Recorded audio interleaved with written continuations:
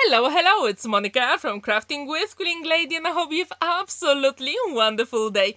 In today's video, I'm going to show you how to create super quick and easy 3-step fancy fold card. All you need to do is to use your scraps, and you don't need any cutting dice to create this card. And spoiler alert, it is super easy to create. Actually, I was inspired by the scraps I've got from Happy Easter collection from Relatively Thoughtful. It is one of my favorite collections, and I do have some small elements of the design paper. So I thought, let's create something just using the scraps. So I don't want to use any new A4 paper.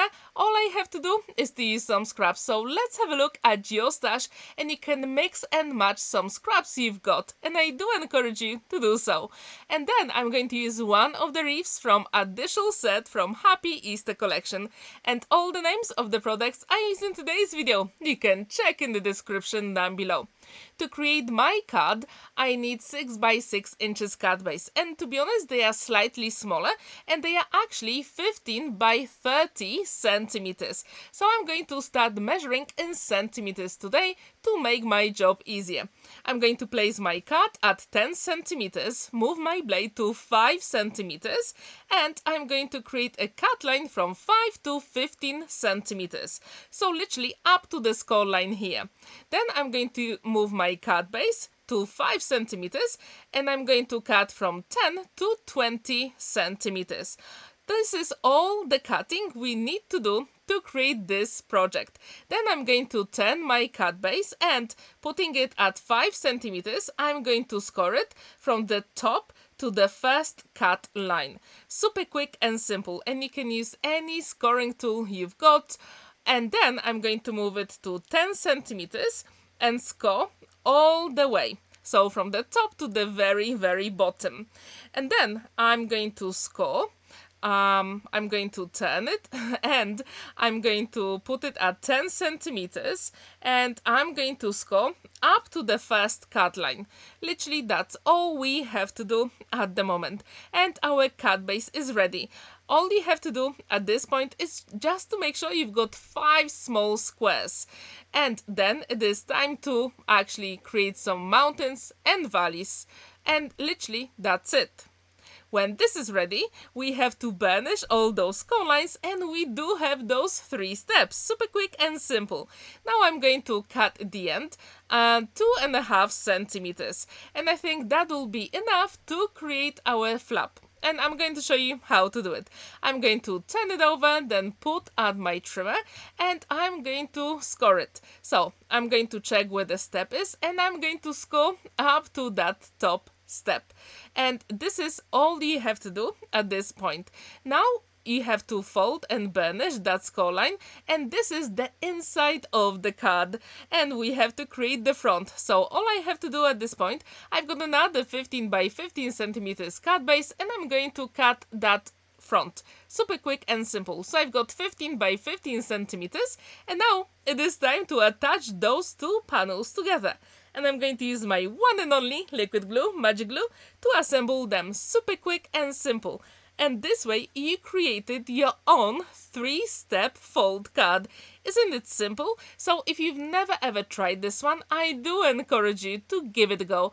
All you have to do is to create your base using 2 cut bases 6 by 6 inches. Now it is time to create some smaller panels, and I'm going to cut them to the size. I usually leave 5 mil difference, so I do have that nice white border. So as you can see, all you have to do is to have a look at your stash and find some beautiful scraps from your favorite design papers. And if you're interested in that beautiful design paper from Relatively Thoughtful from Happy Easter collection, I left the links in the description down below. I also leave the links to all the products I use here, so you can check them out. I also left links to Relatively Thoughtful YouTube channel, Craft World Facebook group, and RT Create, Make and Share. So if you join there, all you have to do is to have a look what other crafters have created, and you can post your makes there using any of the Relatively Thoughtful design papers. And at the moment there are so many beautiful collections, and one of my favorites at the moment is London Celebrates. If you haven't seen that one, check the links in the description down below. So now it is time to create some smaller squares here that will go here. And as you can see, I do have some beautiful damask pattern with, let's say, silver or grey and some gold. And I really wanted to have a little bit of balance, so I mix and match them, and I'm going to show you how to put them on a card. But to be honest, you can use any design papers from your stash.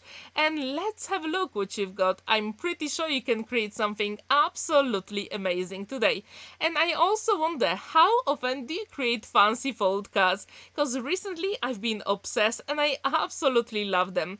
Actually, creating those fancy fold cards, it is so amazing because when the recipient opens the envelope, the face expression is absolutely amazing. So when these old panels will be ready, at this point I thought, I really like it, but is there a way I can add even more interest to my whole project?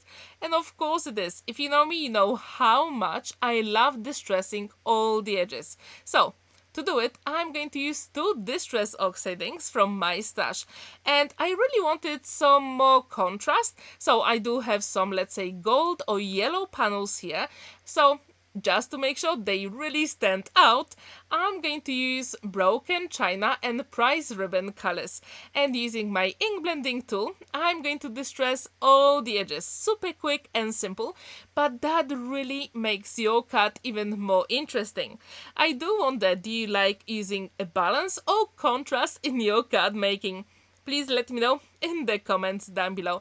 So actually, this card comes together very quickly. I think altogether it took me nearly an hour, but the trickiest part is always to use the elements to make sure the card is beautiful. So I will show you later what other elements I use from the additional set from Happy Easter collection. As you know me, it is one of my favorites from Relatively Thoughtful. I absolutely love working with it, and you can create so many beautiful projects. It's not only good for Easter cards, like in this case it is a birthday card.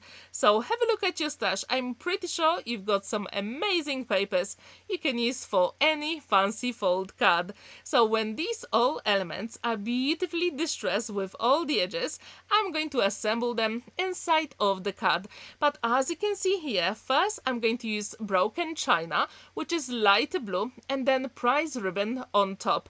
I really wanted to have that pop effect, especially on all those edges. So now it is time to assemble all the elements inside the card. First, I'm going to start with the bigger squares here, because I want to make sure they are attached beautifully and evenly. And then when you do have those elements, it is time to assemble the smaller squares. But I'm going to leave them, at least some of them, for later, because I want to embellish the card with beautiful flowers. And in the additional set, Happy Easter collection, you do have a variety of absolutely amazing flowers. And the color palette is stunning. You have some yellows, pinks, and also blue. So actually they look like primary colors, but they work together so beautifully. So I couldn't resist and I really had to add them on my card. As you can see, I always keep them together in a zip bag, and I keep it together with the collection. I'm going to start with those beautiful cluster of flowers, and I'm going to embellish the sides here, or let's say corners. And when these are ready, I think they give so much interest to the card. How often do you actually decorate the inside of the card? Please let me know in the comments down below. So for some of the squares, I actually adhered the flowers first and then I adhered the square, because I really wanted to have that 3D look, especially with those beautiful flowers. I simply couldn't resist. So when these panels are ready, I'm going to move on to my next step. And as you can see, the left hand side is still empty, so I'm going to decorate it with some beautiful design papers from that Happy Easter collection. I wonder, how often do you create fancy fold cards? If you do have your favorite style, please let me know in the comments down below. I really like to play with different folds. I think they just give you so many possibilities, and you can go with whatever shape you want. And this is just so cool. If you haven't seen my other fancy fold cards, I created a playlist and it is at the top right corner. Now it is time to decorate the left hand side, and from that beautiful, one of my favorites, damask patterns, I created a square that will go inside. And just to make sure all the elements match beautifully, I'm going to use the same distressed oxide ink in broken china and prize ribbon. And using my ink blending tool, I applied the color on all the edges. Super simple, right? So for this card, you don't need mats and layers. Of course, you can create them if you want, but you don't need that. And I did have that leftover rectangle, so I thought that will go very well inside of the card on the left hand side. And then later on, I can actually put a message on that panel, and that will be so cool. So it is time to assemble that rectangle inside of the card, and I thought I really like the flowers on the right, so to balance it out, I'm going to add some flowers on the left hand side as well. But it's also time to decorate the front of a card, and I'm going to use one of my totally favorites design papers with those beautiful circles. And with that leftover strip here, I'm going to create a panel, and that will give me very nice effect, especially with a cotton ribbon, because I thought, why not? Let's give it even something more extra. And again, I'm going to use the same broken china and prize ribbon, distress oxide inks, and decorate the edges. Super quick and simple. If you do use distress oxide inks for your sites, please let me know what is your favorite color combo. And to be honest, those two blues work so well with the flowers in that additional set from Happy Easter collection. Now you can see my cotton ribbon. I simply couldn't resist. I just had to add them here, and I'm going to apply them using my one and only liquid glue, magic glue. What's really good about this, it dries clear, so if you do make a mistake, no one will ever know. And whenever you use any liquid glue, you do have time to maneuver the elements, and that's what I really like about this magic glue. And if you're interested in this one, it's also in the description down below, and you can buy it at relatively thoughtful shop. So all the links are in the description down below. So now I'm going to cut the excess of the ribbon, but actually I'm going to leave it to set first. And from that beautiful reef set, additional set, I'm going to actually fussy cut that beautiful reef. And I use my craft knife to create that aperture. And using that strip here from my scraps, I'm going to create the, let's say, background, because these dots on the bigger panel, I think they are too busy, and I wanted something very subtle, especially inside of the reef. I really wanted to give it a nice balance, so I'm going to adhere it with my glue and then cut the ends using my scissors from Crafter's Companion. Super quick and simple. So if you've never ever tried this technique, I do encourage you to try it, because sometimes those backgrounds are a little bit too busy and we have to tone it down. Now it is time to cut the ends of the ribbon and make sure it's evenly cut, and we can create that front panel. Again, I'm going to use my one and only liquid glue. However, you can use some tape as well, and the choice is yours. And if you want, you can also use some dimensional tape, and that will be absolutely fine. So if you've never ever tried 3-step fold card, I do encourage you to give it a go. It was so much fun to create, and it is so easy. All you need to do is to get your favorite scraps of card, and you don't need any cutting dies. From my stash, I use solid gold card from Crafter's Companion, and I die cut the sentiment in Polish. I really like this one, and it says happy birthday. To be honest, the translation is 100 years because that's what we say for birthday. Now it is time to add some flowers here and there for even balance. And when these elements are ready, I'm going to add some flowers inside of the card because as you can see, I still have some left over that I can use for future projects. And whenever you have those beautiful flowers, they are just perfect for so many different occasions. So when you look at those flowers, what occasion would you use them for? Please let me know in the comments down below. I really like those blues and I think they just work so well together. And using that broken china and prize ribbon distress oxide ink makes those beautiful blue flowers pop even more. And what I really like about this, every single bit matches beautifully. So you can write your message on the rectangle inside or on the back of the card.